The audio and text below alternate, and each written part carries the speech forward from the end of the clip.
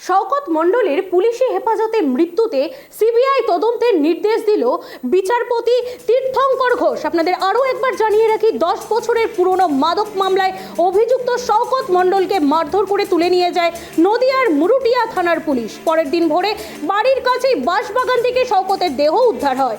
মৃত শওকতের পরিবারের অভিযোগ, পুলিশি অত্যাচারী শওকতের মৃত্যু হয়েছে।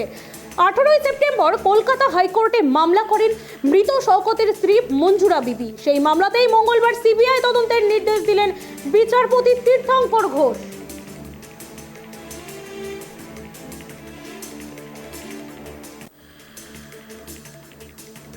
আপনাদের আরও একবার জানিয়ে রাখি, 10 বছরের পুরনো মাদক মামলায় অভিযুক্ত শওকত মণ্ডলকে মারধর করে তুলে নিয়ে যায় নদিয়ার মুরুটিয়া থানার পুলিশ। পরের দিন ভোরে বাড়ির কাছেই বাঁশবাগান থেকে শওকতের দেহ উদ্ধার হয়। মৃত শওকতের পরিবারের অভিযোগ, পুলিশি অত্যাচারী শওকতের মৃত্যু হয়েছে। 18 সেপ্টেম্বর কলকাতা হাইকোর্টে মামলা করেন মৃত শওকতের স্ত্রী মঞ্জুরা বিবি। সেই মামলাতেই মঙ্গলবার সিবিআই তদন্তের নির্দেশ দিলেন বিচারপতি তীর্থঙ্কর ঘোষ।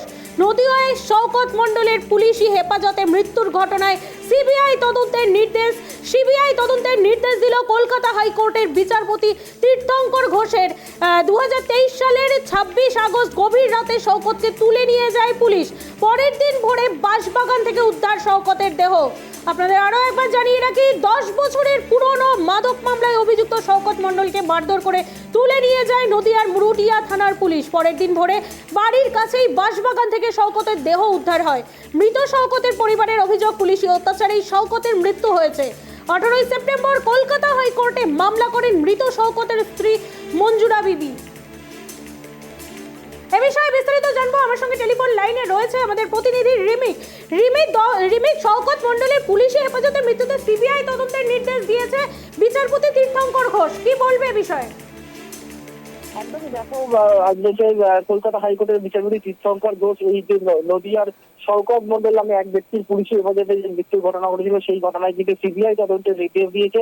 এবং এখানে আমরা জানিয়ে রাখবো যে 2023 সালের 26 আগস্ট গভীর রাতে নদিয়ার মুরুটিয়া থানায় পুলিশ 10 বছর পুরনো মাদক মামলায় অভিযুক্ত শওকত মণ্ডলকে মারধর করে তুলে নিয়েছে। এবং পরের দিন সকালে ভোরবেলা কিন্তু এর কাছেই একটি বাঁশবাগান থেকে তার দেহ কিন্তু উদ্ধার হয়। এবং যেটা মৃতের পরিবার, শওকতের পরিবারের অভিযোগ ছিল যে পুলিশি অত্যাচারী শওকতের মৃত্যু হয়েছে এবং ভাইয়ের অস্বাভাবিক মৃত্যুর বিচার চেয়ে পুলিশের দ্বারস্থ হয়েছিলেন তার দাদা, শওকত মণ্ডলের দাদা মোহন মণ্ডল। কিন্তু পুলিশ সেই অভিযোগে কোনো গুরুত্ব না দেওয়াতে পুলিশের বিরুদ্ধে 2023 সালে 18 সেপ্টেম্বর কলকাতা হাইকোর্টে মামলা করেছিলেন শওকতের স্ত্রী মঞ্জুরা বিবি।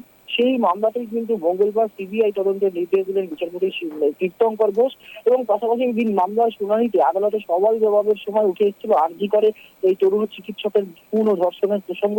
আরজি কর কাণ্ডে খুন, ধর্ষণ ও হাসপাতালে আর্থিক দুর্নীতির মামলায় সিবিআই কে তদন্তের নির্দেশ দেওয়া হলে এক্ষেত্রে কেন কেন্দ্রীয় তদন্তকারী সংস্থাকে দিয়ে তদন্ত করানো হবে না, সেই প্রশ্ন তোলেন মামলাকারীর আইনজীবী।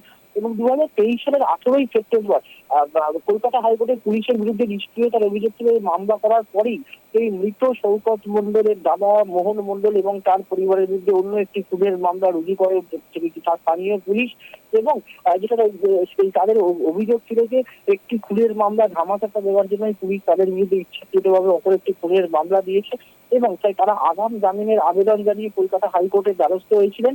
এবং তাদের সেই মামলাতে বিচারপতি চিত্তরঞ্জন দাস এবং বিচারপতি পার্থসারথী ডিভিশন বেঞ্চ সিবিআই তদন্তের নির্দেশ দিয়েছিলেন। এবং সেই সঙ্গে সেই স্থানীয় থানার পুলিশ অফিসারদের বিরুদ্ধে বিভাগীয় তদন্ত এবং পদক্ষেপ গ্রহণের নির্দেশ দিয়েছিল। এবার কিন্তু শওকত মণ্ডলেরও মৃত্যুর ঘটনায়, অস্বাভাবিক মৃত্যুর ঘটনায় কিন্তু কলকাতা হাইকোর্ট সিবিআই তদন্তের নির্দেশ দিল। অর্থাৎ দুটো মামলাতেই কিন্তু সিবিআই তদন্তের নির্দেশ দেওয়া হলো কলকাতা হাইকোর্ট থেকে।